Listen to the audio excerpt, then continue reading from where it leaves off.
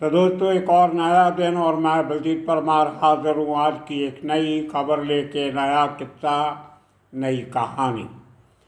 मुंबई के अंडरवर्ल्ड को फिल्म नगरी की तरह, बॉलीवुड की तरह एक ग्लैमर समझे जाना लगा। आज से नहीं, शुरू से ही एक ग्लैमर इस अंडरवर्ल्ड के साथ जुड़ा हुआ है।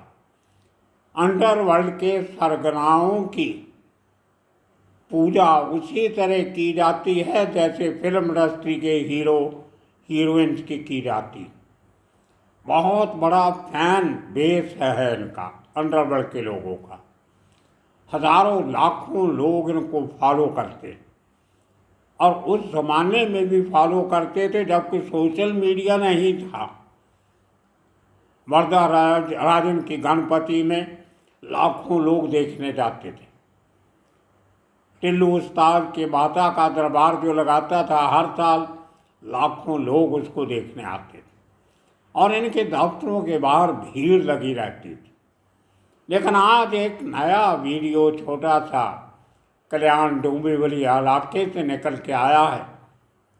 अब देखिए किस तरह लोग एक उस आदमी के पांव हाथ लगा रहे हैं, उसके गले में हाथ डाल रहे हैं और उसको जेल से रिसीव करके बड़ी बड़ी गाड़ियों के काफले में उसको घर लेके जा रहे हैं। ऐसे लगता है जैसे कोई आदमी देश की आज़ादी के लिए लड़ के वापस आ रहा है। विदेश में कहीं देश के लिए काम करता पकड़ा गया, वहाँ से उसकी रिहाई हुई और वापस आ रहा है। नहीं, ये शख्स भी छोटा राजन का एक ज़माने में शार्प शूटर हुआ करता था और काम करता था मिलके ननू भाई शाह के साथ, जिसका पूरा नाम था धर्मेश शाह।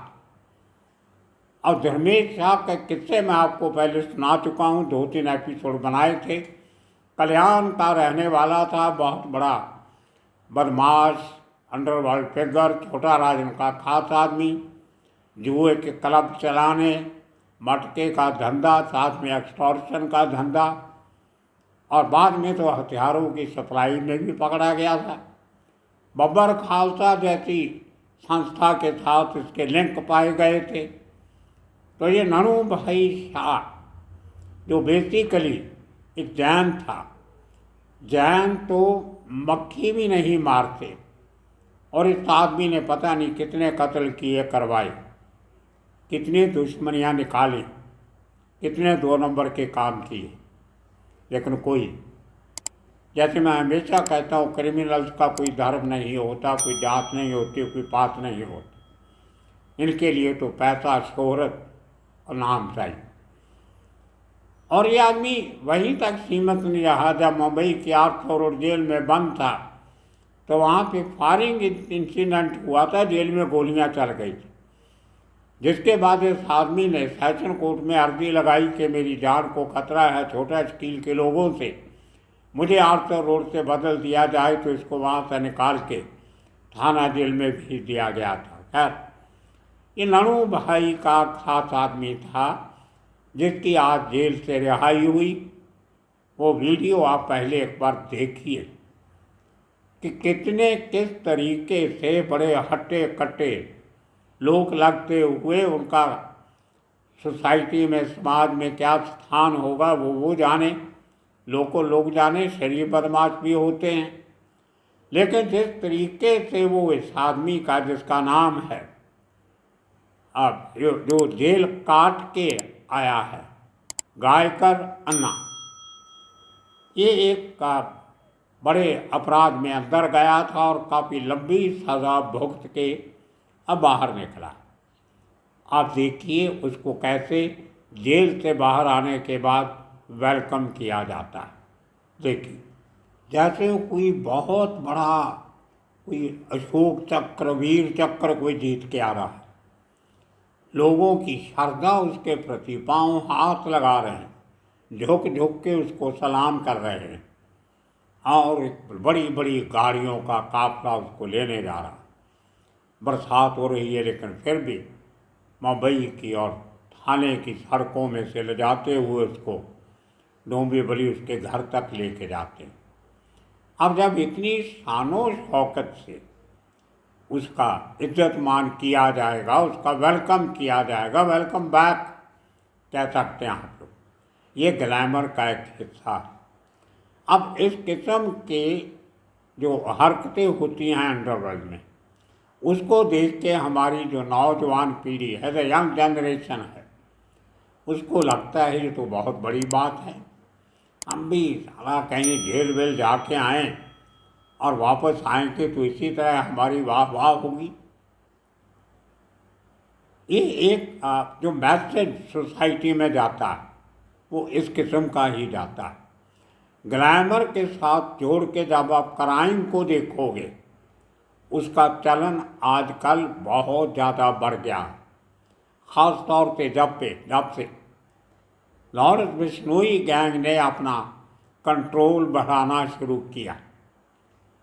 उसमें गैंगस्टर जो लॉरेंस बिश्नोई गैंग के जितने भी डिज़ाइनर टी शर्ट्स, महंगे महंगे शूज़, बढ़िया टी शर्ट, जीन की डिज़ाइनर पैंट्स और बड़े fancy haircut, hairstyle, उसके साथ और साथ में हथियार रख के, गोलियों के साथ अपना नाम लिख के, वो सब जब सोशल मीडिया पे दिखाया जाता है तो 15, 16, 17 साल के बच्चे अपने आप को हीरो समझने लगते कि ये मैं भी यही काम करूँगा, मेरे पास भी हथियार होगा, मेरे पास भी गोलियाँ होगी, मैं भी किसी को मारूँगा, मेरा भी नाम अखबारों में छपेगा, टीवी पे मेरी शक्ल दिखाई जाएगी। ये किरदार बनते रहे। कोई आर्मी में, एयरफोर्स में, नेवी में भर्ती नहीं होना चाहता, क्योंकि वहाँ पे कोई ऊपर की कमाई नहीं होती है और जान हमेशा खतरे में रहती है। आज फिर 5 हमारे सैनिक जम्मू कश्मीर में शहीद हो गए। पुलिस में हर आदमी जाना चाहता है क्योंकि वहाँ से कमाई हो जाती है। या किसी भी सरकारी महकमे में लगा दो, भले चपरासी की पोस्ट हो, वहाँ लग जाएंगे क्योंकि ऊपर की कमाई का सहारा होता है। लेकिन वो काम इनको आसानी से मिलता नहीं, तो फिर अपने खर्चे पूरे करने के लिए अपना जो लाइफस्टाइल बना लेते हैं, उसको मेंटेन करने के लिए ये लोग चल पड़ते हैं गैंगस्टर्स के रास्ते पर। अब जो मुंबई पुलिस ने खुलासा किया था, पूना पुलिस ने और नवी मुंबई पुलिस ने, कि सलमान खान के केस में जो 70 लोग वांटेड हैं, उनमें से 80% लोगों की उम्र 16-17 साल की। अब ये हमारी जनरेशन का हाल। या आज का वीडियो मैं आपको इसलिए दिखा रहा हूँ कि इस किस्म के वीडियो जब तक ऐसे गैंगस्टर के चाहने वाले बनाते रहेंगे और उनको सोशल मीडिया पे वायरल करते रहेंगे, तो हमारा यूथ भटकने लगेगा।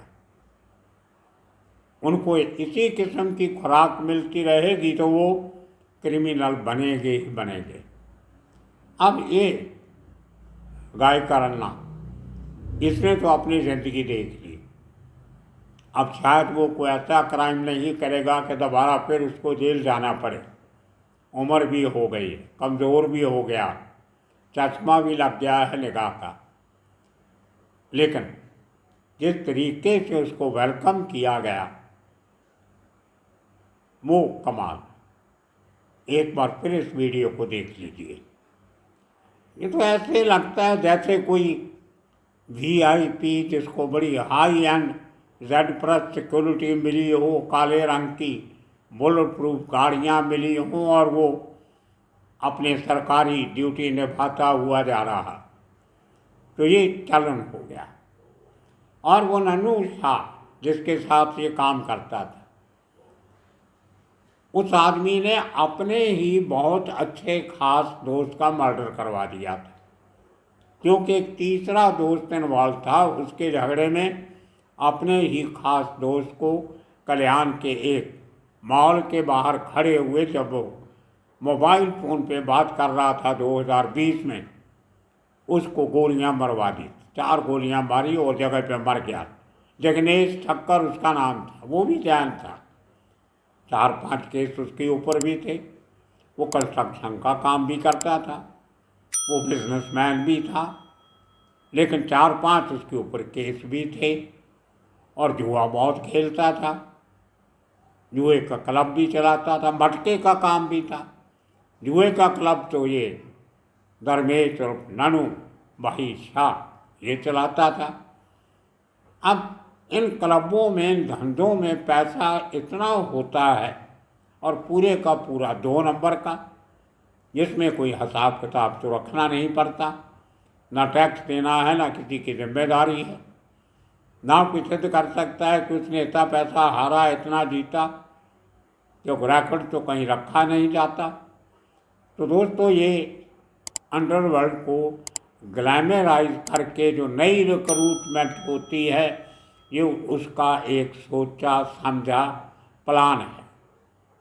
इस किस्म के वीडियो देख के और लोग अंडरवर्ल्ड में शामिल होंगे, जो हमारी आने वाली जनरेशन के लिए वो अच्छा संकेत नहीं। तो दोस्तों, इसी तरह आने वाले दिनों में इसी किस्म के अंडरवर्ल्ड के साथ जुड़े किस्से कहानियाँ लेके फिर शामिल होंगे। तब तक के लिए आप सबका बहुत बहुत शुक्रिया, धन्यवाद।